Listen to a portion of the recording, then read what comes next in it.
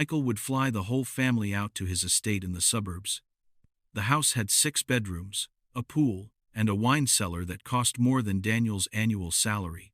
Michael loved to show it off, not in a bragging way, but like he wanted everyone to see what was possible. And every year, without fail, he'd pull Daniel aside and say, "You don't need to worry about retirement, Danny.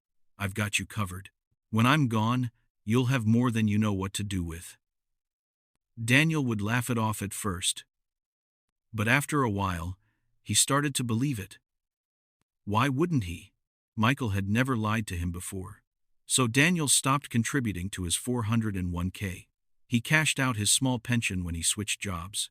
He figured, why bother? Michael had millions, and Michael always kept his word.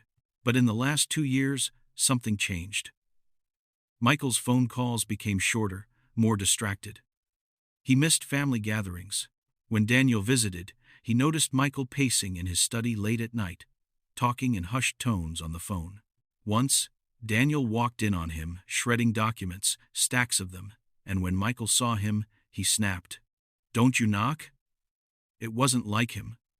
Daniel brushed it off. Stress, he thought. Business pressure.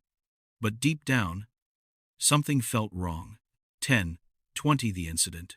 It was a Tuesday morning in October when Daniel got the call.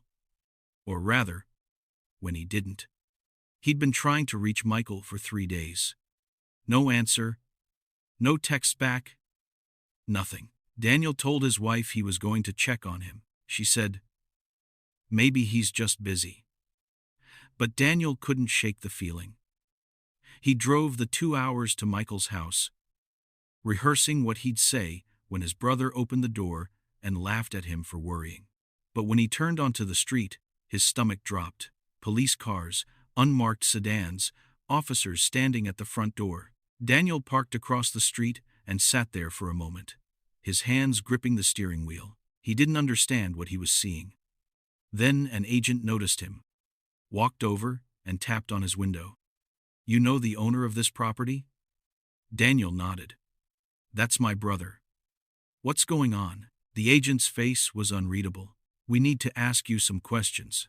They took him to the house. Inside, it looked like a hurricane had torn through. Drawers pulled open, papers scattered, computers being loaded into evidence bags. Daniel kept asking where Michael was, but no one would answer. Finally, a lead investigator sat him down in the dining room, the same room where they'd shared Thanksgiving dinner just 10 months ago. "When was the last time you spoke to your brother?"